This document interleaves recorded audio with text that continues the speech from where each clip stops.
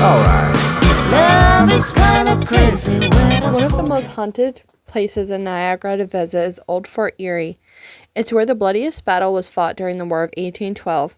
Now it's a historic site you can tour, and during the fall months you can join the ghost tours, which are led by costume interpreters at night.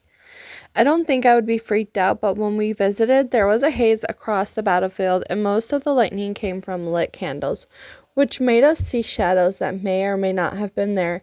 Part of our tour leads you to Captain Kingsley's bedroom. He was an officer during the war who died of mercury poisoning after months of fever and hallucinations. Staff had said they've gone to the room to find the bed sheets strewn about, as well as hearing footsteps and seeing the doors move. Shadows and movement have been seen in the windows when no one else has been on the property. It may have been the chill of the night, but while we were standing in the room, I had an icy sensation come over my body, and it felt that though there was someone right beside me. We were in a small group, and I turned around, and there was no one there. The dark corners of the building make you see things, and you get the sense you're not alone. There's a distinct heavy feeling at Old Fort Erie, which makes sense. Over 2,500 soldiers were killed or wounded, and it is said their souls still roam the battlegrounds. This was submitted by Sarah Camp of Navigating Niagara. This next story is about a haunted monastery in Euclid, Spain. The monastery in Euclid, Spain is old. The first parts were built in the 11th century, and the second stayed in while teaching at English summer camp was built in the 16th century. When something is that old, you know there's got to be some stories.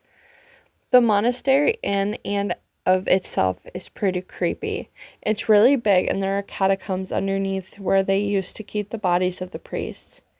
At night, there are no lights, so you have to carry a flashlight around.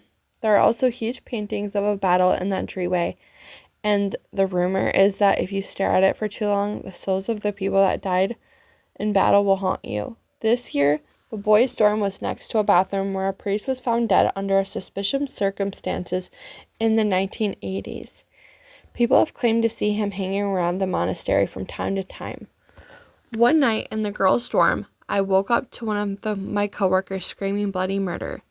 The next morning, I asked her what she was screaming about. She said that she was startled because she saw a little girl standing next to another teacher's bed, just staring at her. We found out later that day that the year before, one of the kitchen staff had quit her job because she saw the ghost of a little girl walk into that same dormitory. We knew that Franco used the monastery as a base during the Spanish Civil War. A few years ago, they found a mass grave on the monastery property. One of the Spanish camp counselors told us a little boy had claimed to talk to a soldier one night while everyone else was sleeping, and the kid read off days that corresponded with the dates of the Civil War.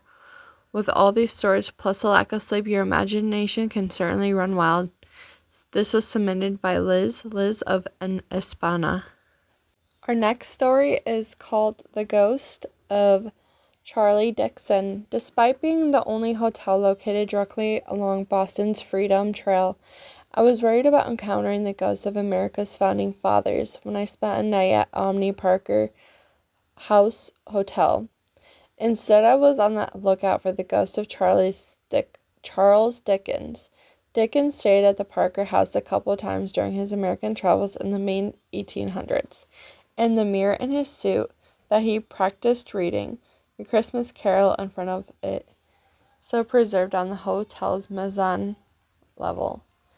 It's said that Dickens himself lingers on the Park House, causing the elevators to come and go at random in the lobby. If you have the gall to stand in front of his mirror, say Charles Dickens 3 times in a row, brace yourself for unexplained occurrences.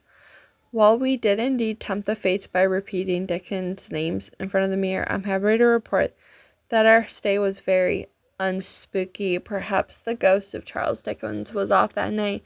If we headed up the hotel's 10th floor, though, we would have encountered an apparition of Harvey Parker, the hotel's founder. And our last story is called Housekeeping Ghost on Stradbroke Island, Australia. Towards the end of 2010, I was away on corporate retreat on Stradbroke Island. We were staying in a 3-bedroom apartment at a popular resort with 1 staff member per bedroom. There was a master bedroom with an ensuite that looked onto the lounge room and a main balcony, a middle bedroom that I was in, and a back bedroom with a small balcony. During one of the nights, my colleague in the master bedroom had a vivid dream. There was a woman dressed like a cleaner walking around the apartment. This woman was spraying the apartment and generally cleaning up.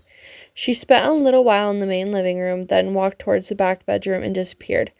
The creepy part is that when we all went to the bed, the blinds on the master bedroom were closed for privacy, and then when the person in that room woke up in the morning, they were open, and there was a sweet scent around. This was retold over a meal later that day, and someone else had a similar story from their apartment. One person woke up with a feeling that someone was in their apartment, but they were unable to move. They felt very unsafe. Nothing else happened in the days we were there, but these two events happened on the same night and had a similar pattern.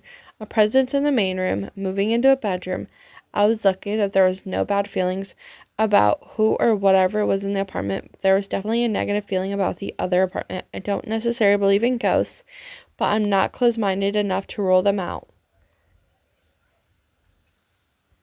Those are some ghost stories from some well-known places around the world.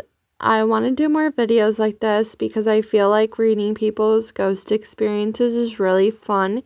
If you would like to send in your ghost stories, you can email me at glamandghoststories@gmail.com. I appreciate all the support that this channel has been giving me. I definitely love the ghost stories, and I hope to sit down and tell some of mine soon. I feel like that would be a lot of fun.